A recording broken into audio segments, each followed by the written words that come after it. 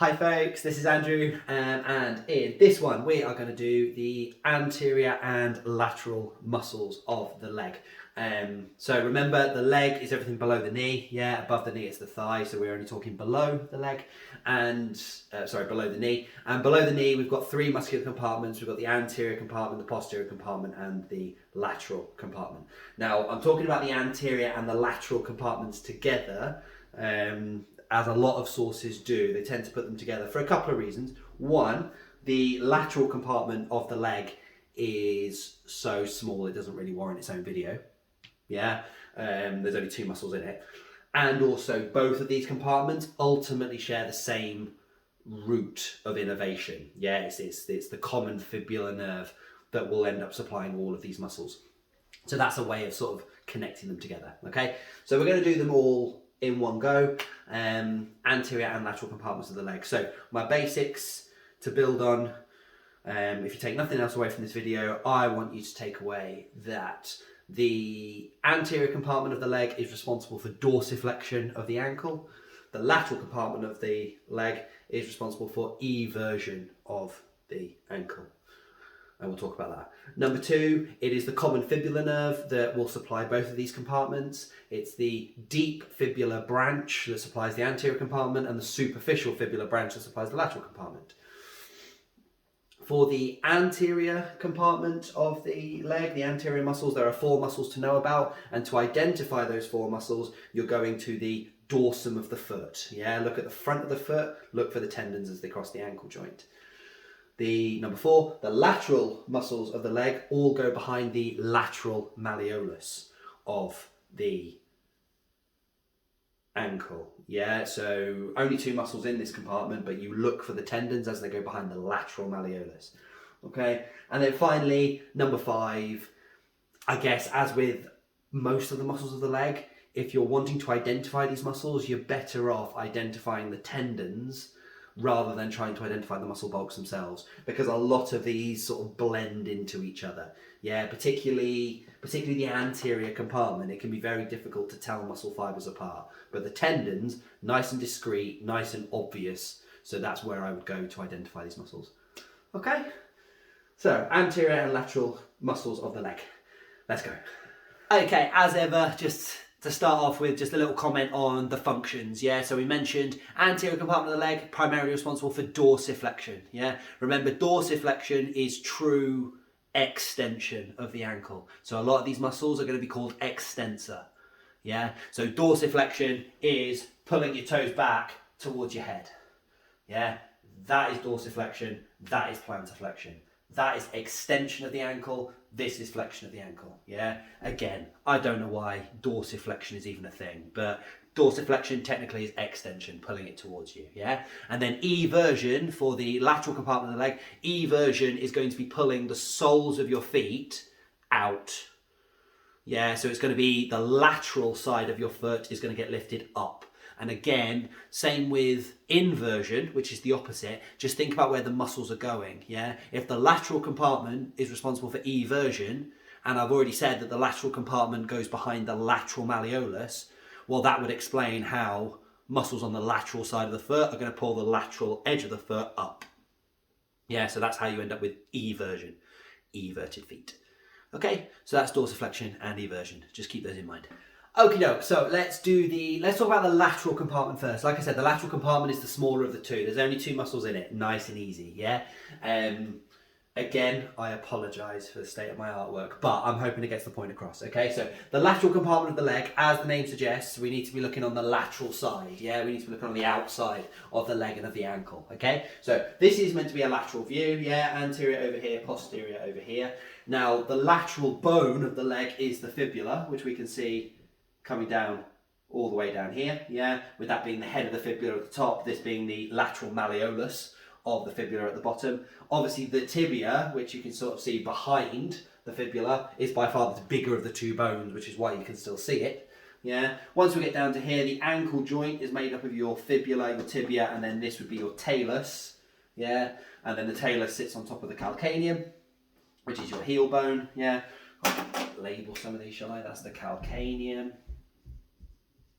And then on the lateral side of the foot, Yeah, we're then going to have the cuboid bone, which articulates with your fourth and your fifth metatarsals.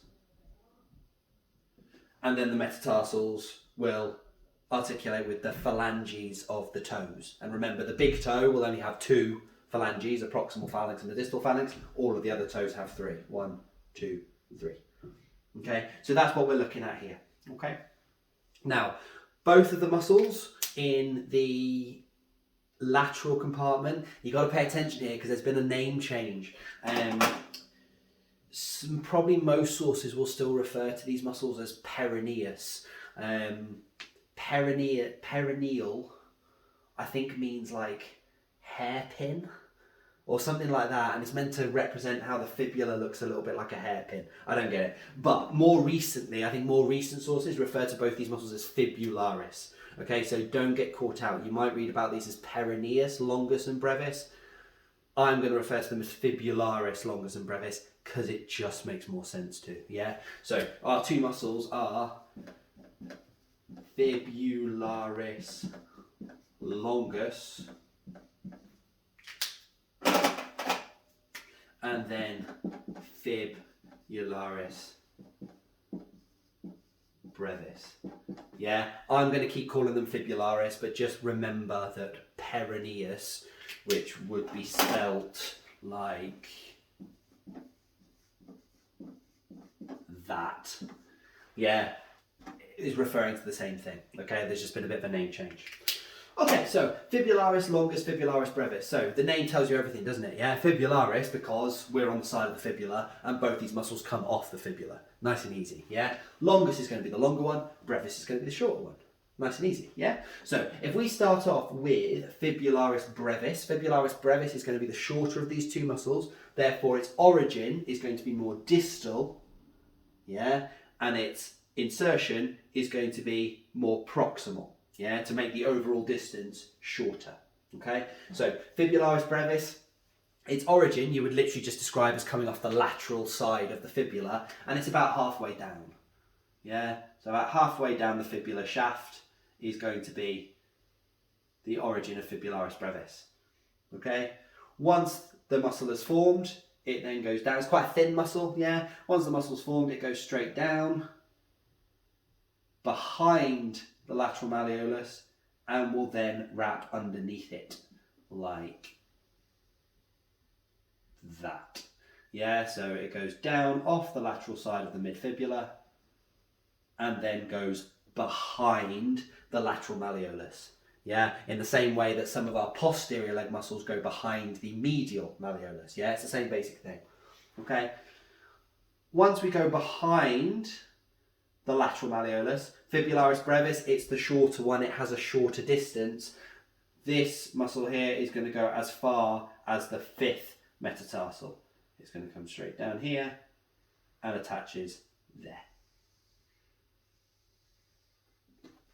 Okay, and that is fibularis brevis. Yeah, the main function of this is going to be when this muscle contracts, the lateral side of the foot is going to get lifted up. Yeah, it's going to evert. Okay, so that is fibularis brevis. Okay, fibularis longus, because it's the longer of the two, its origin has to be more proximal. Yeah, the origin of fibularis longus, again, it's the lateral fibula, but it's all the way at the top of the lateral fibula. Yeah, the lateral side of the head, the neck, and the proximal shaft of the fibula. It is also just going to go straight down and behind the lateral malleolus. So straight down the side of the leg and then behind the lateral malleolus. Okay, and then what you'll see from a true lateral view, you'll see the tendon of fibularis longus get to about here and then seemingly vanish.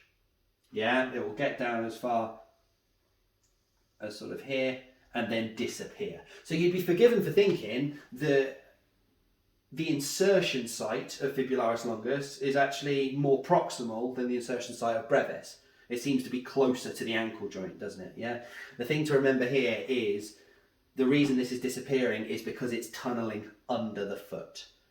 Yeah, fibularis longus actually goes all the way underneath the foot to end up on the medial side. Yeah, so if we then go back to this old chestnut, yeah, this is an inferior view of the foot. Yeah, medial side over here. So this is the big toe. This is the lateral side, with this being the little toe. Yeah, so fibularis longus has just come through here, having just come down the lateral side of the leg and then underneath.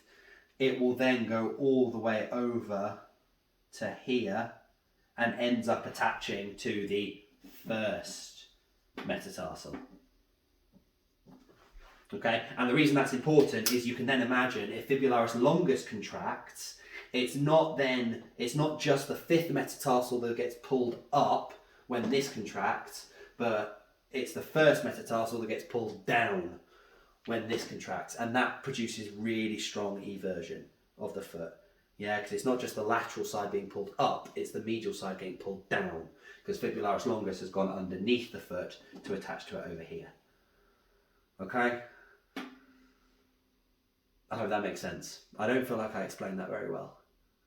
Oh well, I'm not going to do it again. But these are the two muscles of the lateral compartment, okay? So fibularis brevis comes off halfway down the fibula, behind the lateral malleolus to insert onto the fifth metatarsal. Fibularis longus comes off higher up the fibula, again behind the lateral malleolus, but then tunnels underneath the foot to get all the way over to the medial side to attach onto the first metatarsal. And both these muscles working together are going to result in strong eversion of the foot. Yeah, both these muscles are innervated by the superficial fibular nerve. Yeah, again, if you come across this as superficial perineal nerve, it's the same thing, it's just a name change. Yeah, but this is the nerve that supplies our lateral compartment of the leg. Okay, nice and easy. Okay, so that's the lateral compartment done. Now let's talk about the anterior compartment. Yeah, so the anterior compartment, all of these muscles are going to be running down the front of the leg, and they're going to be responsible for dorsiflexion, yeah, pulling the foot up towards the head. Okay, 4 muscles in this group, and let's put them up on the board first, shall we? Okay, so it's fibularis tertius, number 1. Number 2 is extensor digitorum longus. Number 3, extensor hallucis longus. And finally, number 4, tibialis anterior.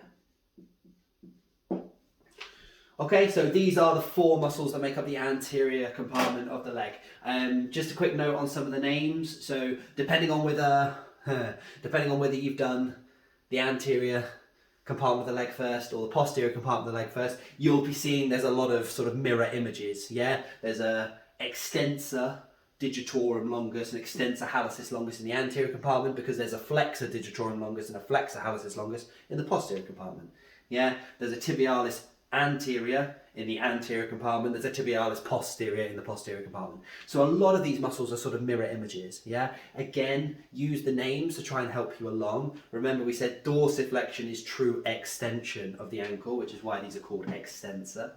Digitorum is going to refer to the toes, hallucis is going to refer to the big toe, yeah, and longus just implies that there is a brevis somewhere. Yeah, this is the long muscle, there's a shorter one somewhere else, which we'll worry about another time. Okay, so these are the 4, and I've written them in the order in which you will see the tendons from lateral to medial. Yeah, and again, you can use whatever you want to try and remember that. I always had footballers don't hurt turtles. Yeah, so F for footballers, F for fibularis, D for don't, D for digitorum, H for hurt, H for hallucis, T for turtles, T for tibialis. Yeah, so from lateral to medial, when you're looking at the tendons, this is the order that you'll see the muscles in. Yeah, and I'll show you what I mean as we go through. Okay, so first things first, let's put these muscles on. So let's do our two ones in red first. So we'll do fibularis tertius and then we'll do extensor hallucis longus. Because these are the two deepest ones. Yeah, they are closest to the bone. These other two sort of go over the top of them. Okay, so fibularis tertius. Tertius means the third, doesn't it? This is literally fibularis the third, because we've already had fibularis 1 and 2 in the lateral compartment. Yeah, fibularis longus, fibularis brevis. That was fibularis 1 and 2. This is just fibularis the third. Okay, so again, it has to come off the fibula, because it's called fibularis, yeah? And it's quite a short muscle, fibularis tertius. It's going to be coming off sort of the distal third of the fibula.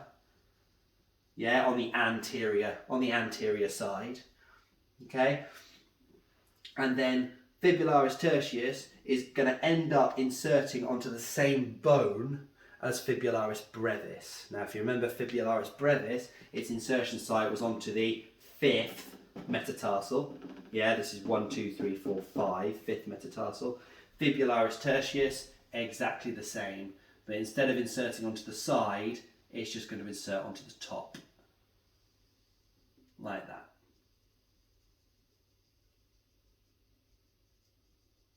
Okay? That's fibularis tertius. Okay? So you can imagine, just more to the side of this, you've got these other two, the other two fibularis muscles from the lateral compartment, but they're not going to go over the top of the foot. Yeah, this is the dorsum of the foot. Remember, those other two, they go behind the lateral malleolus. So they're never actually on top of the foot. Fibularis tertius is the only one that you'll see looking at the dorsum of the foot. Okay? So that's fibularis tertius. Hopefully the F in fibula, so fibularis, makes you think lateral, so that will remind you that this is going to be the most lateral of these four muscles. Yeah, and my trick for finding this one is, if you are looking at the dorsum of the foot, the most lateral tendon that doesn't go to a toe has to be fibularis tertius. Yeah, you're looking for a muscle on the lateral side, you're looking for a tendon on the lateral side of the dorsum of the foot that's not going off to the toe. That will be fibularis tertius. Okay? Again, it's a muscle that some people don't have, so don't get caught out by that. There's a variant where people don't have this. They don't miss it, but whatever. But if it is there, it will be on the lateral side, not going as far as the toe. Okay, so that's fibularis tertius. The other red one is extensor hallucis longus. Now, I've made this point, I think, in a previous video. All of the hallucis muscles, you know, all the muscles that move the big toe, they're quite interesting because the big toe is very much on the medial side. Yeah, this is medial, this is lateral, isn't it? Yeah, the big toe is the most medial of the toes, yet all of the muscles that act on the big toe are all laterally, they're all lateral in their origin, if you know what I mean. Yeah, they all start lateral and then have to come across in order to attach to the big toe, which is quite interesting. Yeah, and extensor hallucis longus is exactly the same. It comes off the fibula. Yeah, it comes off higher up than fibularis tertius, sort of round about here-ish, like the mid-third, something like that. Yeah, and then this muscle is going to basically come down the leg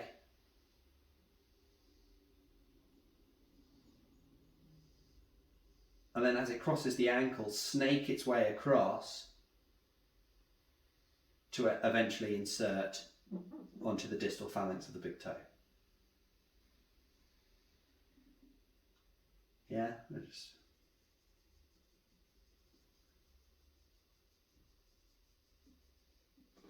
okay, and that is extensor hallucis longus. Yeah, so obviously it does cross the ankle joint, so extensor hallucis longus will dorsiflex the ankle, but more specifically it will dorsiflex the big toe. It will pull your big toe up. Yeah, and that has lots of important clinical implications. When you're testing nerves, extension of the big toe tests a slightly different nerve route than just extension of the ankle overall. You can differentiate between L4 and L5 by doing that, which I'm not going to go into too much detail about. But yeah, so there's a lot to know about with extensor hallucis longus in terms of its role in extending the big toe specifically. Yeah. This is also a really fantastic landmark for palpating some of the blood vessels in the foot. Yeah, you get your patient to stick up their big toe, this tendon will stick out, and then you go just lateral to it to palpate your dorsalis pedis artery, which is one of the arteries in the foot, which again I'll do in another video. But yeah, that is extensor hallucis longus, starting laterally and then coming across to insert onto the big toe. Alright, next up we've got extensor digitorum longus. Yeah, we'll do this one. So this is going to be the extensor of the other four toes. Yeah, not hallucis, but the other four toes. Again, extensor digitorum, it comes off quite laterally. It comes off primarily the fibula, but very, very high up. Yeah, remember I said these two in red, they're sort of the deeper ones, and then these other two sort of go over the top. Extensor digitorum longus does also come off the fibula, sort of the superior part of the fibula, so all the way as far down as here. It also does come off a little bit of the tibia at the top. Yeah, it's this entire lateral sort of element. So superior or proximal fibula and a little bit of the lateral tibial condyle as well.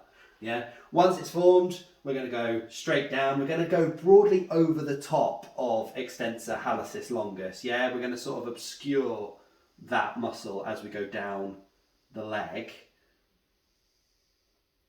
And then obviously once we cross the ankle joint, we are then going to, let me just shade this in, all the way down the leg, all the way down the leg, all the way down the leg, all the way down the leg. And then once we cross the ankle joint, we are then going to split into our tendons, which will go off to each of the toes. Yeah, and technically these tendons, they attach to both the middle phalanx of the four toes and the proximal phalanx. And the distal, middle and distal phalanx of the four toes. Yeah, so once the muscle bulk has crossed the ankle joint, it then splits into the four tendons. Sometimes you'll see the tendons higher up. Yeah, you know, this split into the tendons can happen sort of at any level. But that is, broadly speaking, extensor digitorum longus. Coming up higher up off the top of the fibula, top of the tibia, covering extensor hallucis longus, and then splitting into the four tendons. Yeah? And then finally, tibialis anterior. Tibialis anterior is really the only one of these four muscles that primarily comes off the tibia. However, it's also by far the biggest of these four muscles. Yeah, so actually its origin is going to be a lot of the proximal tibia. Yeah, sort of all the way down here. And certainly if you sort of feel the muscle bulk on the front of your own leg, most of what you're palpating will be tibialis anterior. Okay, so having come off the tibia sort of towards the top, we are then going to come straight down over the ankle joint. And then the important thing about tibialis anterior is that it doesn't insert onto the top of the foot, it does nip just over the side. So it then goes down onto the medial side of the foot and ends up inserting onto both your medial cuneiform bone and your first metatarsal. Yeah, so that's all of that down here.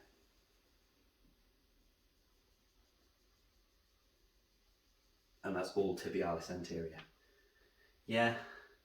So putting that all together, we can potentially see that the muscle bulks themselves, a little bit tricky to sort of navigate. You'll have to pull things apart and really try and differentiate. But if you go to the dorsum of the foot, if you go below the ankle joint and just look at this, you quite clearly have footballers don't hurt turtles. Yeah, from lateral to medial, F for fibularis, which should remind you you're starting laterally. Yeah, fibularis tertius, extensor digitorum longus, extensor hallucis longus, and then tibialis anterior as the most medial. Okay, and then all four of these muscles are all innervated by the deep fibular nerve. Yeah, we had the superficial fibular nerve for the lateral compartment. We've got the deep fibular nerve for the anterior compartment. Okay, so that's how I would think about finding these muscles, identify the tendon rather than identify the muscle bulk. And actually, if you put this with the posterior compartment muscle video that I made, what you'll find is that actually all of the muscles in the leg, yeah, anterior, lateral, posterior, they can all be identified nice and easily by going to the ankle joint. Yeah, because for the anterior compartment, you just go to the dorsum of the foot, the top of the foot. For the lateral compartment, you're going to the lateral malleolus and looking for the tendons there. And then for your posterior compartment, well, all the superficial muscles in the posterior compartment go to your calcaneum as the Achilles tendon. And then all the deep posterior muscles go behind the medial malleolus on the other side of the ankle. So you've got 4 spots there where you can very easily identify every single muscle of the leg based on where its tendon is, which is a much simpler way of navigating these muscles than trying to do it based off the bulk of the muscles themselves. Yeah, I hope that makes sense.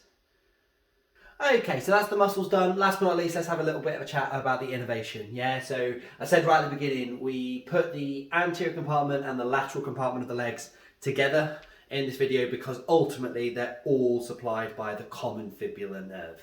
And the common fibular nerve is one of the branches of the sciatic. Yeah, so all of your muscles below the knee are innervated by the sciatic nerve. Yeah, your sciatic nerve coming down the back of the thigh, and then as it approaches the knee, somewhere towards sort of the popliteal fossa, the sciatic nerve will then split into its 2 main branches. So this is an anterior view. Yeah, so this is all happening behind the bones. So we'll sort of do like a dotted line.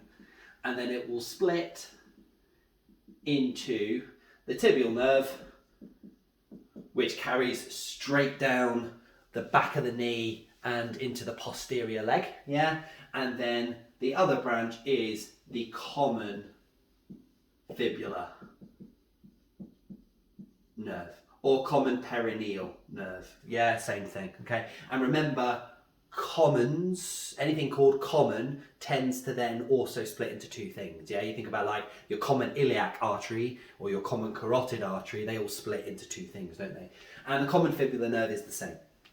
So common fibular nerve comes off the sciatic nerve up above the knee, yeah, in the thigh, okay? But unlike the tibial nerve, which carries on straight down, the common fibular nerve then drifts laterally, yeah? So that by the time it crosses the knee joint, it's actually very much lateral to the bones. Yeah, it's on the outside, okay? And then it comes down, comes around from the back of the knee, and then wraps around the neck of the fibula. Yeah, this is the fibula here, that's the head, that's the neck, and the common fibular nerve wraps around the neck of the fibula. That's really important because if you have a fracture affecting your neck of fibula, then the common fibular nerve is often the nerve that gets damaged and palsied. Yeah, classic example would be someone crossing a road, yeah, and a car hits them on the lateral side of their upper leg. So it's going to break the neck of the fibula, you're going to palsy the common fibular nerve, and as a result, you're going to lose both the anterior compartment of the leg and the lateral compartment of the leg. Yeah, because their innervation will be cut off at the source. Yeah, and that usually presents with a foot drop. Yeah, because you're no longer able to dorsiflex your ankle. Yeah, so that's a foot drop because of common fibular nerve palsy. Yeah, but let's say in healthy anatomy, so we've not broken the neck of the fibula, it's there, yeah. The common fibular nerve wraps around the neck of the fibula and then splits into the superficial fibular nerve, which we know is for the lateral compartment, and the deep fibular nerve, which is for the anterior compartment. Yeah, the superficial fibular nerve stays lateral, yeah, stays on the outside and goes down the outside of the leg, the lateral side of the leg, all the way down to the ankle. Yeah, because it's superficial, a lot of the time you can actually see it It's not on top of the muscles per se, but it's sort of anterior. It travels anteriorly to the lateral compartment. So fibularis longus, fibularis brevis.